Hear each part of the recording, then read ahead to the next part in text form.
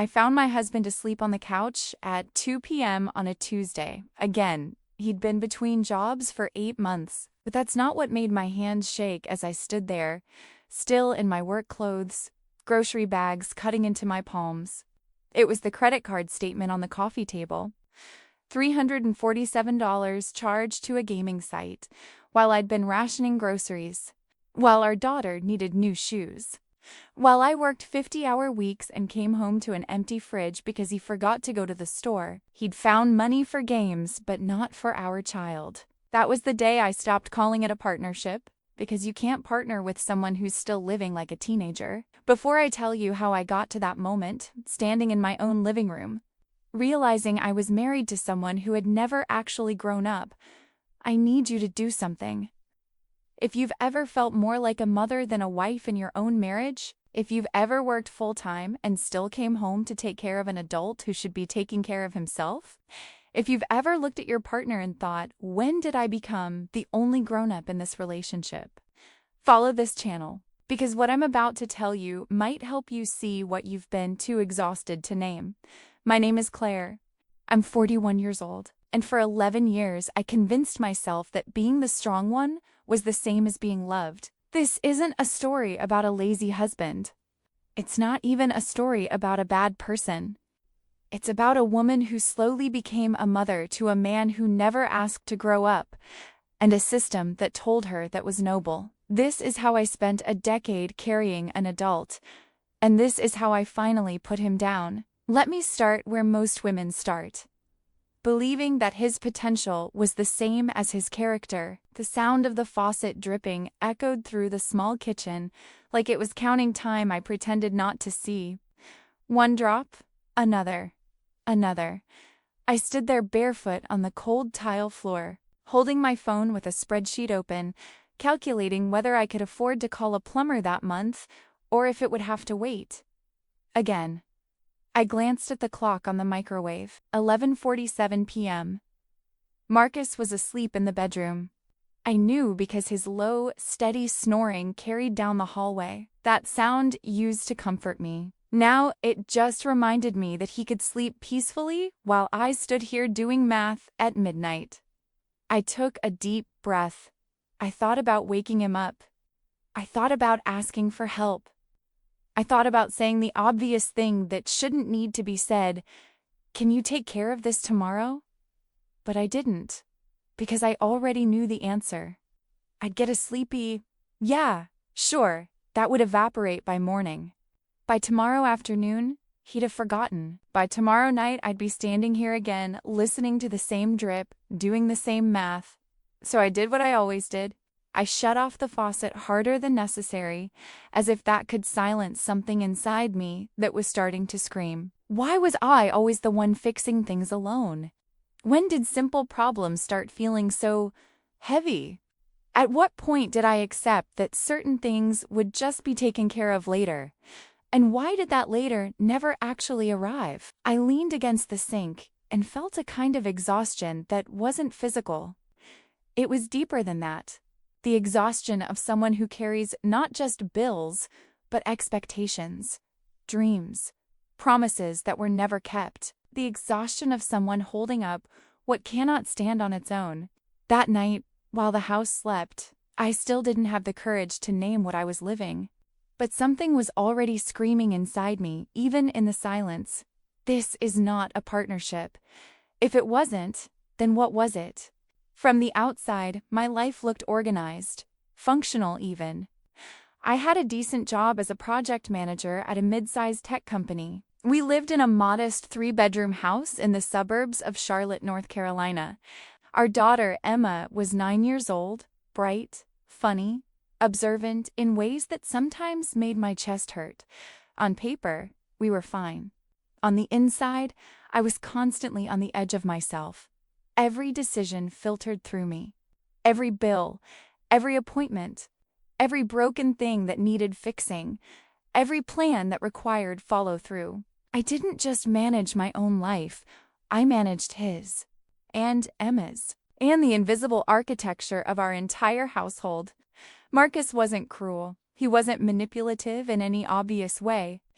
He didn't yell or demean me or cheat. He just wasn't there. Not in the ways that mattered. He existed. He took up space. He had opinions about things. But when it came to the actual work of life, the planning, the executing, the showing up consistently, he was perpetually about to do something, about to look for work, about to call that person back, about to handle that thing, and I had spent 11 years waiting for about to turn into action. That night, with the faucet dripping and the spreadsheet glowing on my phone, something cracked. It wasn't a decision. Not yet. It was an unease. A question that wouldn't let me sleep. What if I don't have a husband, but an adult child? I wasn't ready to hear the answer yet. But from that moment on, the story could no longer be ignored. In the beginning, it didn't feel heavy. That's the important part. If it had felt heavy from day one, I might have left, or at least questioned it sooner. But it didn't feel heavy. It felt like relief. I met Marcus when I was 30 years old. I'd just come out of a chaotic relationship with a guy who was all intensity and no follow-through. Emotional whiplash disguised as passion. I was exhausted. When Marcus appeared, calm, steady, unhurried, it felt like finally being able to breathe. He was 6 years older than me, spoke slowly, didn't get worked up about things, never raised his voice, didn't seem desperate to prove anything. To me, that looked like maturity. What I didn't see, or didn't want to see, was that calm can look very similar to inertia when you're not paying close enough attention. We met through mutual friends at a backyard barbecue. Everyone else was loud, drinking, playing cornhole, talking over each other. Marcus was sitting on the porch steps, nursing one beer, scrolling through his phone. I sat down next to him. "Not a cornhole fan?" I asked. He looked up, smiled. A real smile, warm and easy. "Not when I'm sober." We talked for 2 hours. About work, about Charlotte, about how we both thought these kinds of parties tried too hard, but we came anyway because saying no felt rude. He was thoughtful, asked follow-up questions, remembered small details. "Wait, you said you grew up in Asheville. Do you get back there much?" At the end of the night, he asked for my number, texted me the next day, "Had a great time talking to you. Want to do it again? Somewhere quieter." First date, a wine bar in South End. He'd made a reservation, held the door, asked about my day, and actually listened. Second date, he cooked dinner at his place. A one-bedroom apartment in Noda. Clean, organized. Smelled like the right candles. He made chicken piccata from scratch. "I like cooking for people," he said. "It's how I show I care." I thought I'd found a grown-up. After years of dating men who couldn't plan past tomorrow, here was someone who seemed stable, grounded, present. What I didn't realize was that stable would eventually mean static, and grounded would become stuck. At first, I admired how simple he was. He didn't talk much about money, didn't seem ambitious in the aggressive, corporate ladder way I was used to. He worked in IT contract work, freelance gigs, nothing permanent. I told myself that was a virtue, that he wasn't materialistic, that he valued freedom over security. I filled in the blanks with my own expectations, my own hopes. When small issues came up, I handled them naturally. A bill here, a reminder there, planning ahead. It felt normal. I was organized, capable. I'd always been that way. So when I stepped in, I didn't think I was taking over. I thought I was helping. And he let me. That's something I would only understand much later. He didn't ask me to carry things. He simply never stood up to carry them himself. The space was empty, and I walked into it. The first time I went to his apartment, I noticed something odd. We were having dinner with his brother and his brother's wife. Just the 4 of us. Casual. I went to set the table, opened the cabinet to grab plates. There were 4. Exactly 4. Mismatched. One was chipped. I opened the drawer. A handful of forks, a couple of knives, 2 spoons. "You need more silverware?" I asked, half joking. Marcus shrugged. "I live alone. Don't really need more." His brother's wife, Amy, laughed awkwardly. We brought our own forks last time. Everyone chuckled. I smiled, but something in me paused. Just for a second, a quiet, almost embarrassed thought crossed my mind. Why hasn't he bought more? I dismissed it immediately, told myself he was minimalist, that it didn't matter, that I didn't want to be the kind of woman who measured a man by his dishware. But it wasn't about dishes. It was about the absence of preparation, of thinking ahead, of caring about the future enough to make space for other people in it. I didn't have the language for that back then. There were other moments like that, subtle ones, things that didn't feel wrong enough to confront, only odd enough to notice. He'd talk about plans, ideas for projects, career shifts, things he wanted to do. His eyes would light up when he spoke. He painted pictures of success, of growth. But when I'd ask, okay, so what's the first step? He'd go vague. I'm still thinking it through. Just need to get a few things in order. First, timing isn't quite right yet. Time passed. Nothing moved. I told myself he just needed encouragement, that everyone has blind spots, that relationships are about complementing each other. If he wasn't good at execution, I could be. That's what partners do, right? Without realizing it, I began to translate his inaction into my responsibility. If something wasn't handled, I handled it. If something was unclear, I clarified it. If something was missing, I filled the gap. It felt practical, efficient, loving. What I didn't notice was how. Rarely he stepped in when I didn't. 6 months into dating, I invited him to dinner at my parents' house.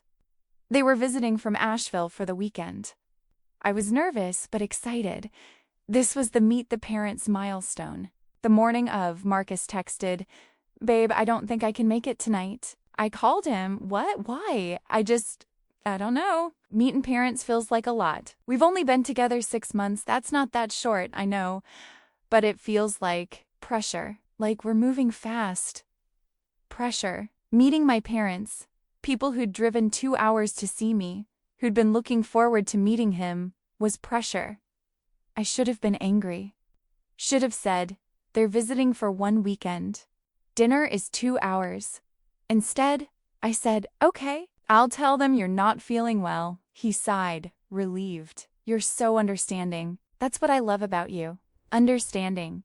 I was learning that understanding meant accommodating, meant shrinking my expectations until they fit inside his comfort zone. I told my parents he had food poisoning. They were disappointed but polite. My dad asked quietly, "Is he always this flaky?" "He's not flaky, he gets anxious about new situations." Dad didn't push, but I saw the look he exchanged with my mom. I ignored it, because admitting what I was seeing would have meant asking myself a harder question. Why am I accepting this? And I wasn't ready for that yet. When Marcus talked about his dreams, he was compelling. He'd described the business he wanted to start, the creative projects he wanted to pursue, the financial freedom he was working toward. His words were full of enthusiasm, vision, possibility. I listened, encouraged him, believed in him. I had this quiet conviction that with the right support, the right environment, he would flourish. I wanted to be that environment. Looking back, I can see how seductive that role was. Being the woman who believes, the woman who stands by, the woman who sees potential where others might not. It made me feel special, needed, chosen. I didn't realize how quickly that turns into obligation. Because if you're the one who believes, you're also the one responsible when belief isn't enough. We got married 2 years later. Small ceremony. My family, his family, a few friends. It was lovely. Simple. Exactly what I thought I wanted. On our honeymoon in Savannah, we talked about the future. Kids. A house. Building something together. He was excited, optimistic, full of plans. And I believed him. Because I wanted to. Because leaving would have meant admitting I'd been wrong, and I wasn't ready for that. So I stayed. I stayed through the small signs, through the quiet doubts, through the moments I chose not to look too closely. I stayed and called it love. There's a particular kind of blindness that doesn't come from ignorance. It comes from desire. You see what's there, but you soften it. You round the edges. You tell yourself it doesn't mean what it looks like. That's how it started, with the small signs. Nothing dramatic. Nothing that would make a friend grab your arm and say, "Run." Just details. Gaps. Absences that didn't scream, only whispered. The grocery store incident. Emma was 3 years old. I was working full-time. Marcus was between contracts, had been for about 4 months at that point. One Thursday, I texted him from work, "Can you grab groceries today? I'll send you a list." He replied, "Sure, no problem." I sent a detailed list. Milk, bread, eggs, chicken, pasta, vegetables. Basics. I got home at 6:30 p.m., exhausted, ready to make dinner. The fridge was empty, exactly as I'd left it that morning. Marcus was on the couch, watching TV. "Did you get the groceries?" I asked, trying to keep my voice neutral. He looked up, genuinely surprised. "Oh shit, I totally forgot." "You forgot?" "Yeah, I got caught up in something." "Sorry, babe." I stood there, still holding my work bag, keys in hand. Emma came running up. "Mommy, I'm hungry." I looked at the empty fridge, looked at Marcus, already back to watching TV. "What did she eat today?" I asked. I made her a PB&J for lunch, and she had some crackers." It was 6:30 p.m. She'd had crackers for dinner. I took a breath. "Okay, I'll figure something out. I made pasta with butter, the only things we had." Emma ate. I ate. Marcus ordered Thai food for himself on DoorDash. Didn't offer to share. Didn't offer to order for us. Just took care of himself.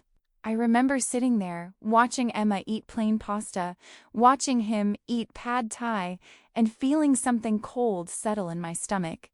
This wasn't partnership. This was me being the only adult in the house. Month 7 of between contracts, his friend Dave called. Left a message about a job opening, IT position at a solid company. Good pay, benefits. Exactly Marcus's skill set. I was excited when he told me. "That's amazing. When are you calling him back?" Marcus shrugged. "I don't know. I need to think about it." "Think about what?" "It's perfect for you." "Is it though?" "I don't know if I'm ready to be locked into something long-term again." "Marcus, you've been out of work for 7 months, I know." "But I don't want to rush into something just because I'm scared." I bit back my frustration. "Okay, but you'll at least talk to Dave, right?" "Yeah, I'll call him." He didn't. 3 days later, I asked again. "Did you call Dave?" "Not yet. I've been busy." Busy. He'd been home all day, every day. A week later, Dave hired someone else. When I brought it up, Marcus said, "See? It wasn't meant to be. The timing was off. The timing was off." The timing was off because he hadn't made a single phone call. But pointing that out would have started a fight, and I was too tired to fight. So I swallowed it, and told myself it wasn't a pattern. Emma turned 5. She wanted a princess party, castle decorations, pink everything. I spent 2 weeks planning, bought decorations on sale, made a cake from scratch, invited her little friends from preschool. Marcus said he'd help set up. The morning of the party, I woke up at 7 a.m., started decorating the living room, blowing up balloons, hanging streamers. Marcus woke up at 10:30, came out in his pajamas. "Morning. You need help?" I'd been working for 3.5 hours. "I'm almost done." "Oh, cool." He poured coffee, sat on the couch, scrolled his phone. I finished alone. Guests started arriving at noon. Marcus showered, got dressed, came out looking refreshed. And for the next 2 hours, he was charming. Talked to the other parents, played with the kids, made everyone laugh. One of the moms said to me, "Marcus is so great with the kids. You're lucky." I smiled. Yeah, he's really good at this. What I didn't say, he's good at showing up for the fun part after I've done all the work. After everyone left, the house was a disaster. Wrapping paper everywhere. Cake smashed into the carpet. Dishes piled high. Marcus collapsed on the couch. Man, I'm exhausted. I looked at him, then at the mess, then at Emma, who was playing happily with her new toys. "I'll clean up," I said. You sure? I can help. It's fine. He didn't insist. He never did. My college roommate Jessica came to visit. We hadn't seen each other in 2 years. She lived in Boston, busy life, but she made the trip. We went to lunch while Emma was at school and Marcus was home. Jessica asked the normal questions. How's work? How's Emma? How's marriage? I gave the normal answers. Good, great, fine. She looked at me for a long moment. You seem tired. I am tired. Emma's a lot. Work is a lot. What about Marcus? Is he helping? I hesitated. Just a half second. But Jessica caught it. Claire, he helps. He's just going through a transition. What kind of transition? Work stuff. He's figuring out his next move. For how long? Like 8 months. Jessica put down her fork. 8 months? It's hard to find the right fit. Claire, does he do anything? Like, day to day? Does he contribute?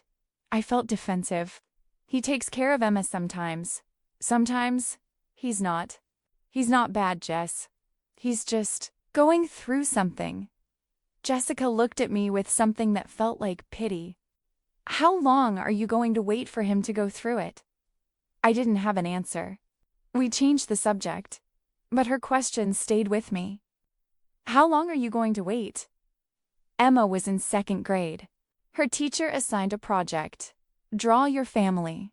She brought it home, proudly showed me. I looked at it, my chest tightened. She'd drawn me in the center, giant, bigger than anyone else. Arms stretched wide, holding the house, a car, a school, a grocery bag. She'd drawn Marcus in the corner, small, sitting, watching TV. This is beautiful, baby. Tell me about it. That's you. You're holding everything because you do everything. And this is Daddy? Yeah, he's resting. He's always tired. She said it so matter-of-factly. No judgment. Just observation. He's always tired, from the mouth of a 7-year-old. I taped the drawing to the fridge. And that night, after Emma was asleep, I stood in the bathroom and cried. Because my daughter was growing up watching her father opt out of life. And watching her mother carry it all. What kind of model was I giving her? I didn't know yet, but that drawing stayed on the fridge for months. A quiet, devastating reminder of what I was too afraid to name. There wasn't a single moment when it happened. No announcement, no agreement, no conversation where roles were assigned.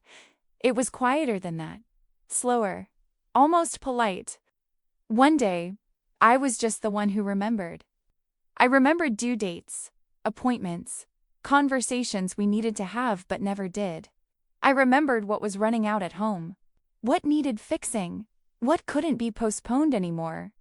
I remembered because, if I didn't, no one else would. At first, I told myself it was temporary, that I was just more organized, that I'd always been like this, capable, on top of things. I took pride in it.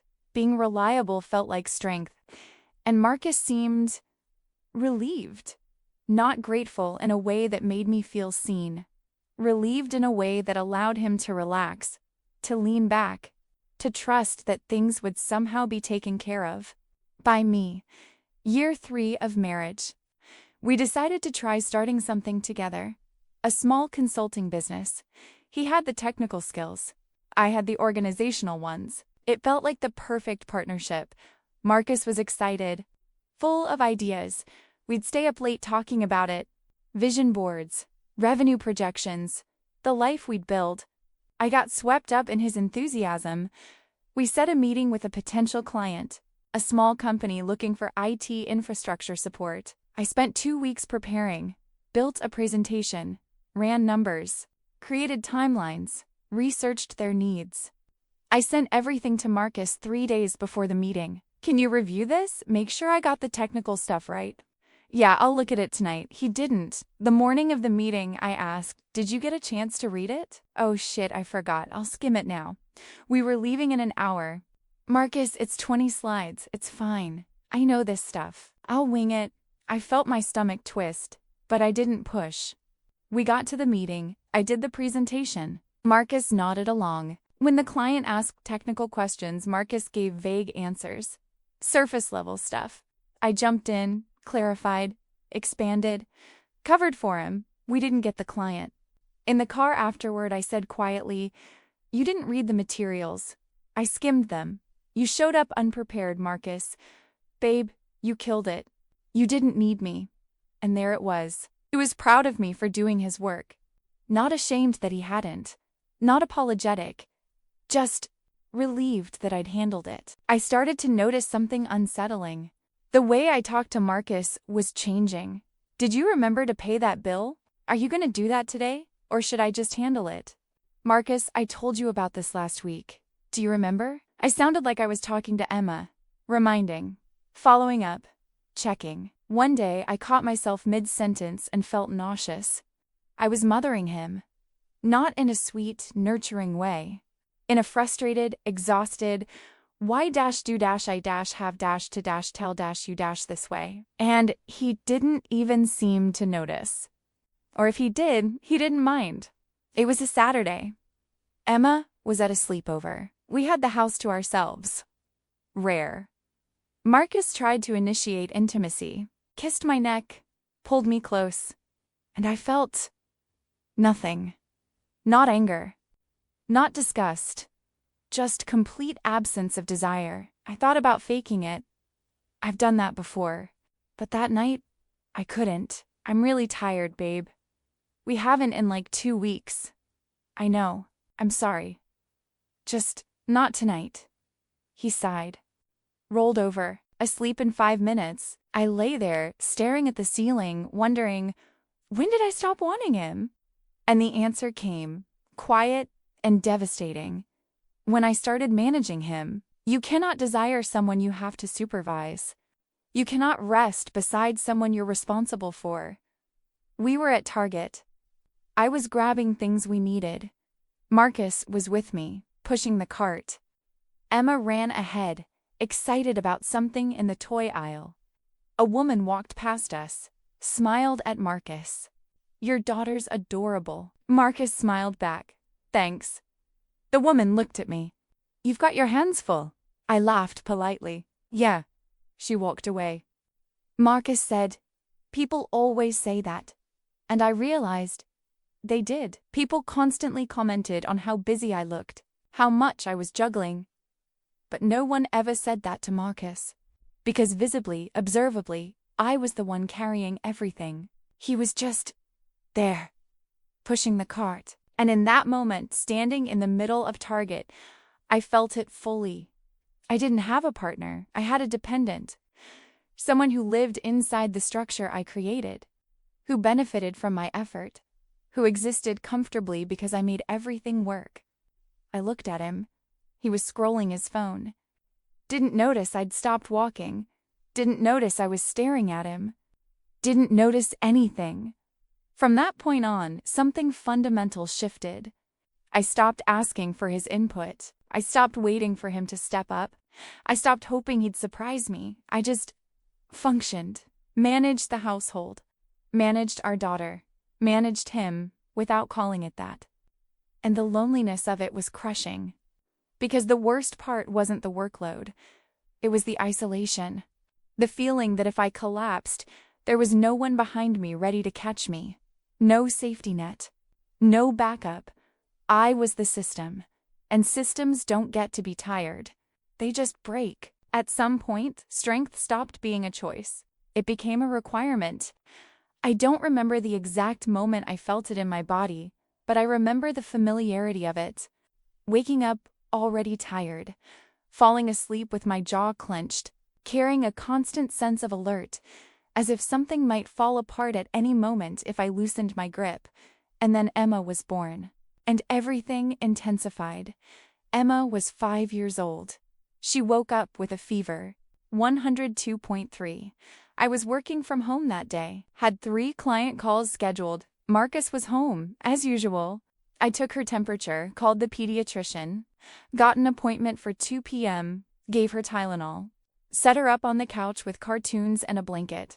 Went to my makeshift office in the corner of the dining room. Joined my 9 a.m. call. Halfway through, Emma started crying. Fever spiking again. I muted myself. Went to her, took her temperature, 103.1, gave her more Tylenol. Cold compress, comforted her, went back to my call, apologized for the interruption. Marcus walked through the living room, looked at Emma, looked at me. You need help with anything? I was on a call, taking notes, listening to a client, monitoring Emma's fever. Can you just sit with her? Make sure she's okay?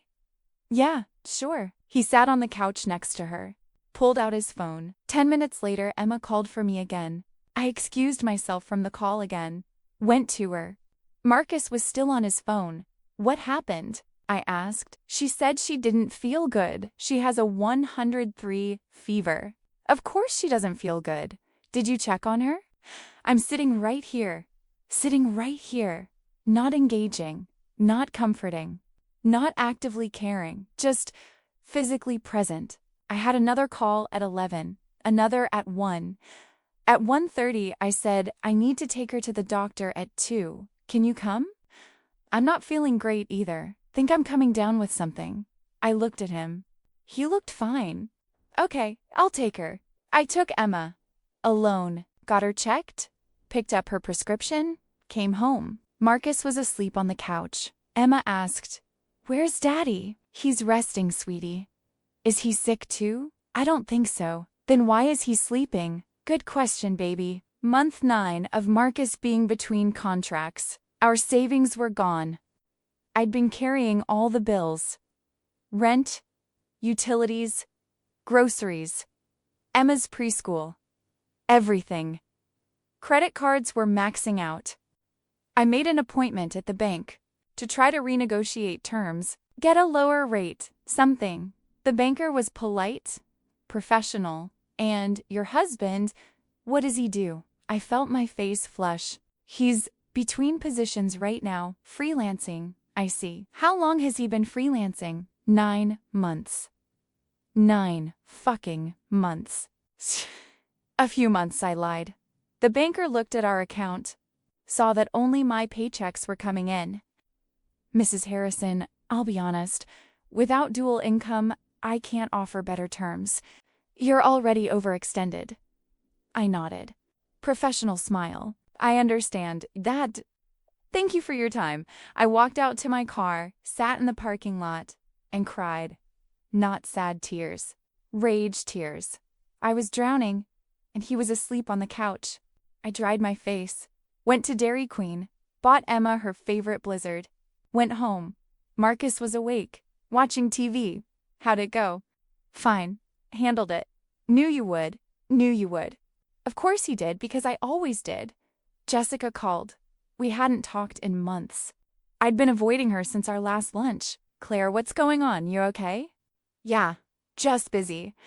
Too busy for a 10-minute phone call? Silence. Talk to me. And I don't know why. Maybe because I was so tired, but I did. I told her everything. The bills. The job Marcus didn't have. The weight I was carrying. The loneliness. Jessica listened. When I finished, she said quietly, Claire, you know this isn't normal, right? What do you mean? You're describing being a single mother. Except you're married. The words hit me like cold water. You're a single mother. Except you're married. It's not that bad. Is he contributing? At all? Financially? Emotionally? Practically? I wanted to defend him, but I couldn't think of a single example. He's going through something, I said weakly. For how long, Claire? How long are you going to carry him? I didn't answer, because I didn't know. Emma was 7. It was a school night. She had homework. I was helping her with math, making dinner, answering work emails on my phone. Marcus was in the living room, playing a video game. Emma got frustrated with a problem, started crying. I put down my phone, walked her through it, calmed her down, went back to stirring pasta. Marcus didn't look up. Dinner was ready. I called them both. Emma came immediately. Marcus said, 1 sec, just finishing this level.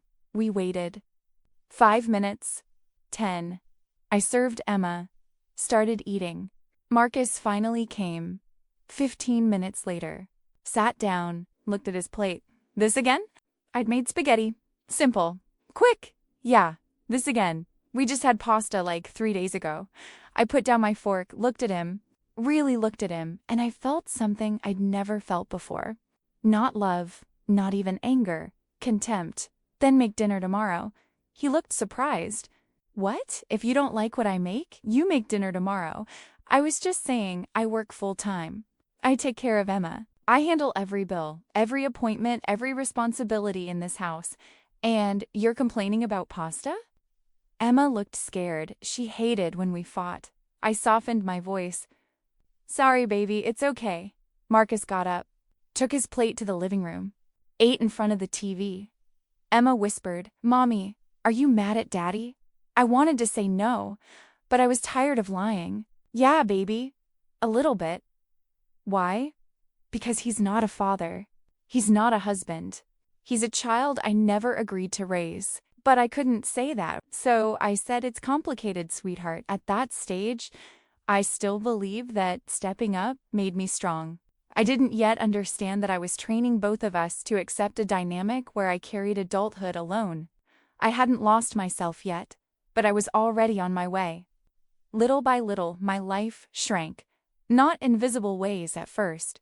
From the outside, everything still looked fine. We were functioning. The house was standing. Emma was okay. There were no explosions, no scandals, no dramatic breaking points that would justify concern. But inside, everything was tightening. I started shopping differently. Every trip to Harris Teeter became a calculation. I'd walk through the aisles with my phone open, running a mental tally. Milk, $4.29. Bread, $2.99. Chicken, $8.47. Emma would ask for things. Mom, can we get the strawberries? I'd look at the price. $5.99. Not today, sweetie, but I love strawberries, I know. Maybe next week. Maybe next week. I said that a lot. Emma stopped asking after a while. One day we were in the cereal aisle. She saw the kind she liked, the one with the little marshmallows. Didn't say anything, just looked at it, then grabbed the store brand, put it in the cart.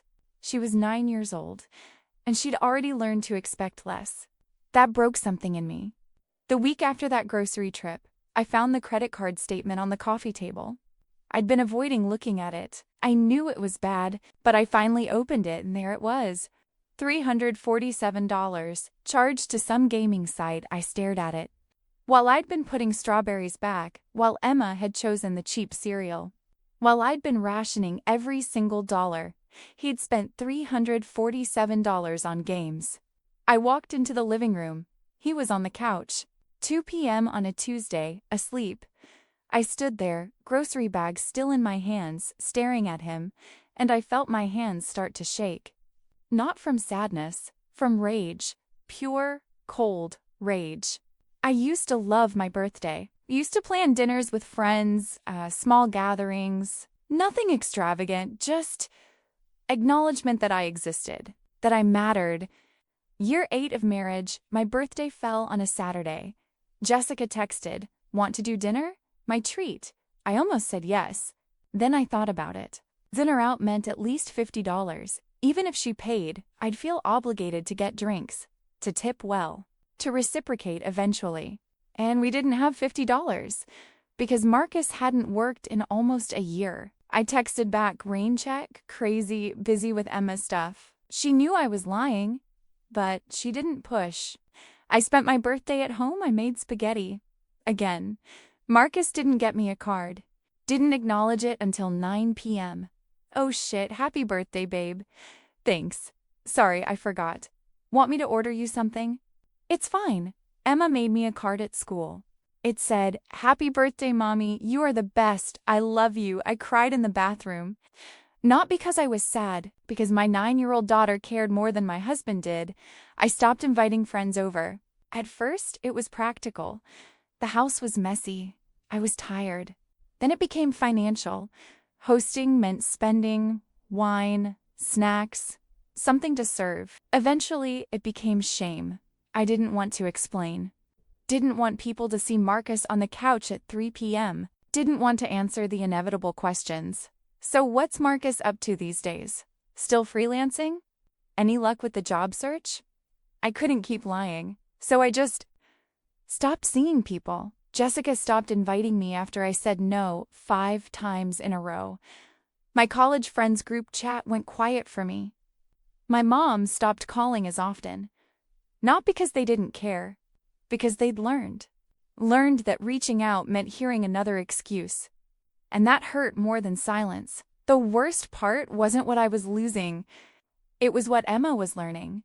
She grew up watching me carry everything, watching her father opt out, watching scarcity become normal. One night, she was doing homework at the kitchen table. I was cooking, cleaning, answering emails. She looked up. "Mom, are we poor?" I froze. "Why would you ask that?" "Because you always say we can't afford things." I sat down next to her. "We're not poor, baby. We just have to be careful with money right now." "Why?" "Because your father hasn't worked in a year and spends money on games instead of groceries. Because things are tight." "But we're okay." She looked at me with those big, serious eyes. "You're always worried. You're always worried." Out of the mouth of my child. "I'm not worried. I'm just making sure we're okay." "Is Daddy helping?" I didn't know how to answer that. So I said what I always said. "Daddy's doing his best." But Emma was smart. She tilted her head. "Is he, though?" And I had no response. Because the answer was no. Scarcity wasn't just financial. It was emotional. There was never enough rest, never enough support, never enough margin to breathe. And the worst part was how normal it all became. I stopped expecting more. Stopped imagining a different life. Just survived. Day by day, bill by bill, disappointment by disappointment. At that point, I still hadn't named what was happening, but my body knew. My body was keeping score, and soon it would demand an answer. Every so often, Marcus would try. That's what made everything so confusing. Just when my hope was almost gone, he'd say something that sounded different, more determined, more serious. He'd talk about going back to IT work, about reaching out to old contacts, about getting back out there. His words would come with a spark I hadn't seen in months, and for a moment, I would feel that familiar pull inside my chest. Maybe now. Maybe this time. I wanted to believe him, not because I was naive, but because I was tired. Tired of carrying everything alone. Tired of being the only one imagining a way out. His attempts, even small ones, felt like oxygen, but they never lasted. Month 11 of unemployment. Marcus came into the kitchen one morning, actually awake before noon. "Babe, I've been thinking." I looked up from my coffee. "About?" "I need to get back to work. Like, really back. Not freelance. A real job." My heart lifted. Just a little. Yeah. I'm gonna reach out to some people. See what's out there. "That's great, Marcus. I know I've been stuck, but I'm ready now. Ready now." After 11 months. But I didn't say that. I said, "I'm glad. Let me know if you need help with your resume or anything." "Nah, I got it. I'm gonna handle this. I wanted so badly to believe him. He made 2 phone calls that week. One to an old coworker, one to a recruiter. Both conversations were short, vague. The next week, nothing. I asked casually, "How's the job search going?" "Yeah, it's slow. Not a lot out there right now. Did you follow up with that recruiter?" She said she'd call me if something came up. He'd made 2 calls, and then waited, passively, for something to happen to him. The therapy attempt round 1, I suggested couples therapy, not as a threat, just as a tool. "I think we could use some help navigating this phase." Marcus looked uncomfortable. "You think we need therapy?" "I think it could help." He sighed. "Okay, if it's important to you. If it's important to you. Not to us. To you." We went to 1 session. The therapist, Dr. Laura, was kind, professional, asked good questions. "Marcus, can you tell me what you're working on right now? Career-wise?" I'm between things. Figuring out my next move. How long have you been between things? About a year. And during that time, who's been managing household finances? Silence. Dr. Laura looked at me. I answered, I have. And household responsibilities? Also me. Dr. Laura turned back to Marcus. How does that feel for you? Marcus shifted. I mean, Claire's really good at that stuff. She's organized. I'm more big picture. Dr. Laura wrote something down. Big picture meaning, like ideas, strategy. I'm not great with details. Not great with details. Details like paying bills, feeding our child, contributing, Dr. Laura asked gently. Do you think there's a difference between not being great at something and not doing it? Marcus looked annoyed. I do things. Like what? Silence. Long silence. Marcus finally said, I take care of Emma sometimes. Sometimes. Dr. Laura didn't push. But I saw her glance at me, and I saw what she saw. A man who had abdicated responsibility and didn't even realize it. After that session in the car, Marcus, I didn't like her. Why? She was judgmental. She asked questions. She was clearly on your side. There are no sides, Marcus. We're supposed to be on the same team. Exactly. And she made me feel like the bad guy. I didn't respond. Because he was starting to sound like the bad guy. Not because he was evil, but because he refused to see his own absence. We didn't go back. He said therapy wasn't for him, and I was too tired to fight. Month 13. Marcus, next week I'm taking over. You need a break. I looked at him. Suspicious. Taking over what? Everything. Cooking. Emma. The house. You just rest. I wanted to believe him, but I'd heard this before. Okay. I'll hold you to that. I'm serious this time. Monday came. I woke up. Waited. 7:30 a.m. Emma needed breakfast. I waited for Marcus. He was still asleep. 7:45 a.m. I made breakfast. 8 a.m. I got Emma ready for school. 8:20 a.m. I drove her. Came home. Marcus was awake. Making coffee. Morning. I thought you were taking over this week. Oh yeah. I was gonna start tomorrow. You said next week. This is next week. I meant like, fully next week. Monday to Monday. I stared at him. Monday to Monday. Okay. Tuesday. He made eggs. Left the pan dirty. Left eggshells on the counter. I cleaned it.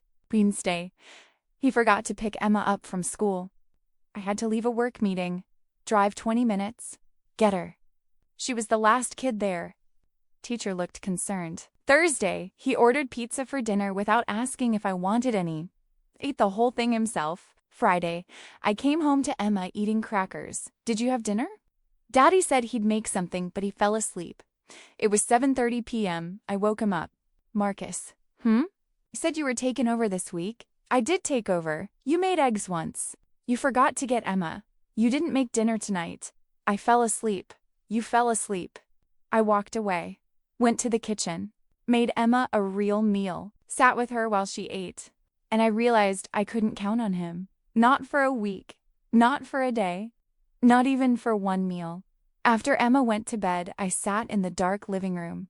Marcus was already asleep. Again. And I asked myself, how many more times am I going to believe him before I stop believing him? I didn't have an answer, but I knew the number was getting smaller. The first thing that changed wasn't my relationship. It was my silence. For years, I had been so focused on holding everything together that I stopped paying attention to my own inner voice. Not because it was gone, but because it was inconvenient. Listening to myself would have required slowing down, questioning, maybe even disrupting a life that depended on my constant functioning. Therapy wasn't a dramatic decision. There was no breakdown that forced me into it. It was quieter than that. I went because I felt numb, because I couldn't remember the last time I felt genuinely excited about anything, because I was tired of feeling tired. The first real session, I found Dr. Kimberly through my insurance. Booked an appointment online. Didn't tell Marcus. Told him I was going to the gym. First session, Dr. Kimberly asked, "What brought you here?" I opened my mouth, and everything came out. About Marcus not working. About carrying all the bills. About feeling alone in my own marriage. About Emma growing up watching me do everything while her father did nothing. About the $347 on gaming while I rationed groceries. I talked for 40 minutes straight. Dr. Kimberly didn't interrupt. When I finally stopped, she asked gently, "When you described your life just now, you mentioned being a mother, a professional, a provider. When did you describe yourself as a wife?" I thought about it. I hadn't, I guess. I don't feel like a wife. What do you feel like? I searched for the word. Like his mother. Saying it out loud felt like breaking a dam. The question that changed everything. Session 3. Dr. Kimberly asked, "Who takes care of you?" I laughed. Not because it was funny, but because the question felt absurd. No one. And Marcus? Silence. Claire, does Marcus take care of you? He tries. What does that look like? I tried to think of an example. Couldn't? He cares about me, I said weakly. Caring and caretaking are different things. Does he actively care for you, your needs, your well-being? I felt my throat tighten. No. Who carries the mental load in your household? Me. Who makes sure bills are paid? Me. Who takes care of Emma? Me. Who takes care of the house? Me. Dr. Kimberly leaned forward. Claire, you're not in a partnership. You're in a caregiving relationship with an adult who should be caring for himself. The room felt too small. But he's going through something. For how long? A year. Maybe more. And in that time, has he sought help? Therapy? Support? Has he actively worked on whatever he's going through? He says he's trying. Saying and doing are different things. I sat there, and for the first time, I let myself think the thing I'd been avoiding. Marcus isn't going through something. This is who he is. I came home from therapy feeling raw, but also clear. I found Marcus on the couch, watching YouTube. "Can we talk?" He muted it. "What's up? I think we should do couples therapy." He groaned. "We tried that. It didn't work. We went once. And you didn't like being asked questions. The therapist was biased. She was neutral. You just didn't like what she reflected back. Claire, I don't need therapy. You're the one who's stressed. Maybe your therapist can help you. Your therapist. Your stress. Not ours. Mine. Marcus, I'm stressed because I'm carrying everything. Therapy could help us figure out how to share that. I don't see how sitting in a room talking is going to change anything, because you won't try." He looked hurt. "That's not fair. What's not fair is me begging you to participate in our life." He turned the TV back on. "I'm not doing this right now." I walked away. I kept going to therapy every week. And slowly, something shifted. I stopped waiting for Marcus to validate my feelings. Stopped needing him to agree that there was a problem. I just started seeing clearly. Dr. Kimberly asked me one day, "If nothing changes, can you live like this for another year? 5 years? 20? The answer was immediate. No. Then something has to change. I've tried. He won't. So what are you going to do? I didn't answer, because I knew what she was really asking. If you won't change, will you? I started making small changes. I stopped reminding him to do things. If he forgot, I let the consequences happen. Emma didn't have lunch one day because he forgot to make it. The school called. I didn't cover for him, I said. Her dad was supposed to handle it. I'm at work. He got the call. He was embarrassed. Good. I stopped pretending things were fine. When friends asked, I told the truth. How's Marcus? Unemployed for over a year. Oh, is he looking? Not really. The honesty was freeing. I didn't care anymore what people thought. Cared about what was true. The question I finally asked myself, Session 8. Dr. Kimberly asked, "Do you still love him?" I thought about it. Really thought. I don't know. Do you respect him? That one was easier. No. Can you be in a marriage without respect? I don't think so. So what are you waiting for? And there it was. What was I waiting for? For him to change? For a sign? For permission? I don't know. Dr. Kimberly said gently, "Claire, you're allowed to leave. Even if he's not abusive, even if he's not cruel, you're allowed to leave because you're unhappy." I started crying. Not because I was sad, but because I'd needed someone to say that. You're allowed to leave. From that session forward, I stopped asking if I should stay. I started asking, why am I staying? And the answers weren't good enough anymore. Once I began to see clearly, I couldn't pretend anymore. Awareness creates a strange urgency. You can no longer rely on patience alone. You need movement, direction, some kind of response to what has been revealed. So I tried one last time, consciously, not from desperation, but from responsibility. I didn't want to leave without knowing I had been honest, without knowing I had named what was hurting me, without giving the relationship a real chance to reorganize itself. I asked Marcus to sit down with me. It was a Sunday. Emma was at a friend's house. Just us. We need to talk. He looked nervous. About? I spoke calmly, carefully. This isn't working. The way we're living. It's not sustainable. What do you mean? Marcus, you haven't worked in over a year. I'm carrying all the financial weight, all the household weight, all the parenting weight. I'm drowning. I've been trying. Trying isn't enough. I need action. He shifted uncomfortably. I continued. I need you to get a job. Any job. Within 3 months. 3 months? Yes. It doesn't have to be perfect. It doesn't have to be your dream. But we need income, okay? I need you to take on household responsibilities. Real ones. I'm making a list. These are yours. No reminders. No follow-ups. You're an adult, okay? And I need you to go to therapy. Individual. To figure out why you've been stuck. He looked resistant. I don't need therapy. Then we don't have a future. Silence. I'm serious, Marcus. If you're not willing to work on yourself, I can't keep doing this. Fine. I'll go. We made a plan. Clear expectations. Written down. Marcus's responsibilities. Apply to at least 5 jobs per week. Handle Emma's morning routine breakfast. Getting ready? Drop off cook dinner 3 nights per week. Do laundry every weekend. Attend weekly therapy deadline. 3 months. He agreed to all of it. And for the first time in months, I felt cautious hope. Week 1, Marcus sent out 4 applications. Made breakfast for Emma twice. Cooked dinner once, ordered takeout. But still. Did 1 load of laundry. Didn't schedule therapy. When I asked, he said, I'm looking for the right fit. I let it go. It was week 1, week 4. Applications, maybe 10 total. Over 4 weeks.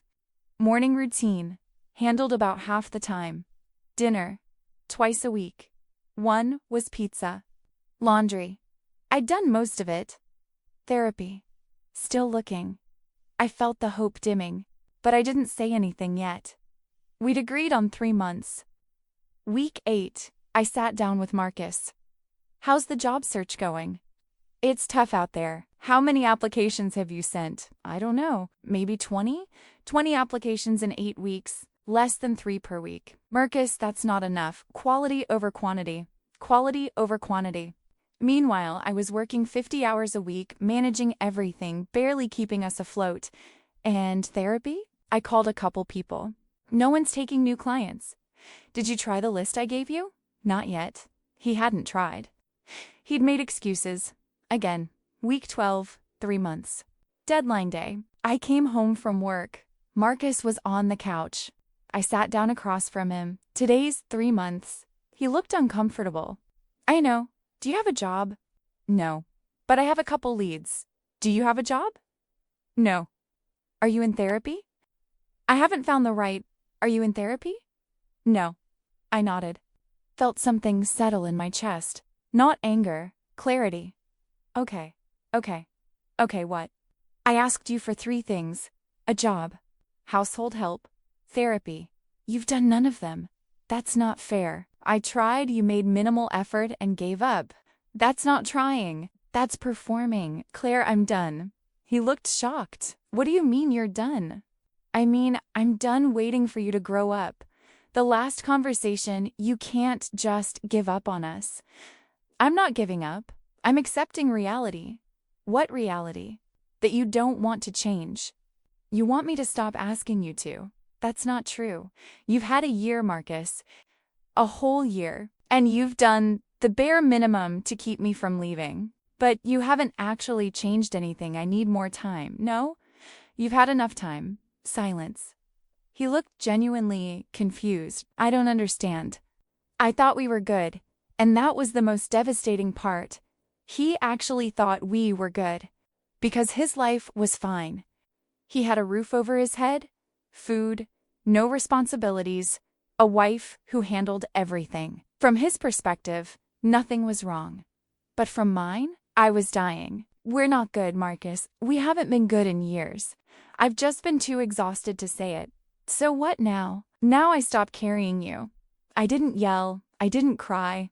I just detached. And for the first time in our entire marriage, Marcus looked scared. Because he'd finally realized I wasn't bluffing anymore. The conversation didn't happen the way people imagine endings do. There were no raised voices, no slammed doors, no dramatic declarations. Just 2 people sitting across from each other, one of them already gone. I'd spent the week after the 3-month deadline thinking, not about whether to leave, but about how. And what I'd say to Emma. That was the part that kept me up at night. How do you explain to a 9-year-old that her parents' marriage is ending? How do you do that without making her father the villain? Without making yourself the victim? The final conversation Saturday morning, Emma was at her friend's house for a playdate. I asked Marcus to sit down. I want a separation. His face went white. What? I can't do this anymore. Claire, we just talked about this. I said I'd work harder. You've been saying that for a year. You don't work harder. You work just enough to keep me from leaving. And then you stop. That's not... It is, Marcus. And I'm done. Silence. He looked lost. I don't understand. I love you. I know you do. Then why? Because love isn't enough. Not without respect. Not without partnership. Not without effort. I'll change. No. You won't. That stopped him. You don't know that. I do. Because you've had a year to change. Multiple chances. Clear expectations. And you haven't. He started crying. Real tears. And part of me, the part that still remembered who we used to be, felt sad. But the larger part? The part that had carried us for years? That part felt nothing. What about Emma? He asked. We'll co-parent. You can see her as much as you want. Where will I go? Where will I go? Even in this moment, he was asking me to solve his problem. I don't know, Marcus. You'll have to figure that out. You're just kicking me out? I'm ending a marriage that stopped working years ago. This is so sudden. It's not sudden. It's been building for years. You just weren't paying attention. That night, after Marcus had packed a bag and left to stay with his brother, I sat Emma down. Baby, I need to talk to you about something. She looked worried. Is Daddy okay? He's fine, but Daddy and I have decided that we're going to live separately for a while. Her eyes filled with tears. You're getting divorced? We're separating. Which might lead to divorce. Yes. Why? I chose my words carefully. Sometimes 2 people love each other but can't make each other happy, and it's better for everyone if they live apart. Did I do something? My heart broke. No, baby, no. This has nothing to do with you. You are perfect. This is about me and Daddy, but I don't want you to split up. I know, and I'm so sorry. She cried in my arms, and I held her, and I cried too. Not because I regretted the decision, but because I hated that she was hurting. After she went to bed, I sat in the quiet house. For the first time in 11 years, I was alone. Really alone, no one to take care of, no one to manage, no one's needs to anticipate, just silence. And instead of feeling scared, I felt relief. Deep, overwhelming relief. Like I'd been holding my breath for years and finally exhaled. What hurt the most wasn't losing Marcus. It was losing the version of Marcus that never existed. In the weeks after he left, I found myself going through old photos. Pictures from when we first met. Early dating photos. Our wedding. He looked happy. I looked happy, and I wondered, when did it stop being real? Or had it ever been? I realized something painful. I hadn't fallen in love with Marcus. I'd fallen in love with potential. With who I thought he could become. With the life I imagined we'd build. But that man, the one who was driven, responsible, present, had never existed. I'd invented him, and I'd spent 11 years waiting for him to appear. Dr. Kimberly asked, "What are you grieving? The marriage. Are you? Or are you grieving the marriage you wanted but never had?" I sat with that, the one I wanted. Tell me about that marriage. It was equal. He worked. I worked. We split things. He was present with Emma. He cared about our finances, showed up. And the marriage you actually had? I did everything. He did nothing. I was alone. So you're not grieving what you lost. You're grieving what you never had. Yes. That was it, exactly. Grieving a fantasy is strange, because no one else sees what you lost. There's no funeral for potential. No sympathy for mourning someone who never existed. Just you, alone, realizing you spent years loving a ghost. After the sadness came anger. Not at Marcus, at myself, for staying so long, for ignoring the signs, for choosing hope over reality, for abandoning myself to accommodate someone who never appreciated it. I was furious. Dr. Kimberly said gently, "You did the best you could with what you knew at the time." I knew enough. I just didn't want to see it. Seeing it would have meant leaving. And you weren't ready. When should I have been ready? There's no should. You left when you were ready. That's enough. One night, Emma was quiet at dinner. Finally, she said, "Mom, why did you marry Daddy?" I thought carefully. Because I loved him. And I thought we'd build a good life together. Did you? We built a life. I don't know if it was good. Do you still love him? Honest answer. I love who he was when we met. But I don't think... I love who he is now. That's sad. Yeah, it is. But you seem... lighter. That word. Lighter. I think I am. Good. You were really tired before. Out of the mouths of children, I wasn't grieving Marcus. I was grieving time. Years I couldn't get back. Years I spent believing effort equaled progress. But slowly, beneath the grief, something else emerged. Gratitude. Gratitude that I finally saw. That I finally left. That I finally chose myself. There's a moment in every awakening that feels deeply uncomfortable. It's the moment when you realize there is no villain, no monster, no grand betrayal, just a series of choices, and you made many of them. In therapy, Dr. Kimberly asked, "What was your role in this dynamic?" I wanted to say, I was the victim, but that wasn't true. I enabled it. How? I did everything. I didn't make him uncomfortable enough to change. I absorbed all the consequences of his inaction, so he never had to feel them. Why? Because I thought that's what love was. Sacrifice, endurance, carrying someone. And now I know that's not love. That's self-abandonment. I had to face something painful. I had allowed this. Not because I was weak. Not because I didn't know better, but because I didn't believe I deserved better. I'd normalized being the only adult. Normalized doing everything. Normalized being alone in my marriage. And I called it strength. I made a list in therapy. Things I chose. To stay when I saw the 4 plates? To stay when he didn't meet my parents? To stay when he didn't try for jobs? To stay when he spent $347 on games? To stay when he forgot to feed Emma? To stay through a year of unemployment? To stay through broken promises? To stay when respect died? I could have left at any point. I didn't. Not because I couldn't. Because I chose not to. Doctor, Kimberly asked, why did you stay? Honest answers. Because leaving felt like failure.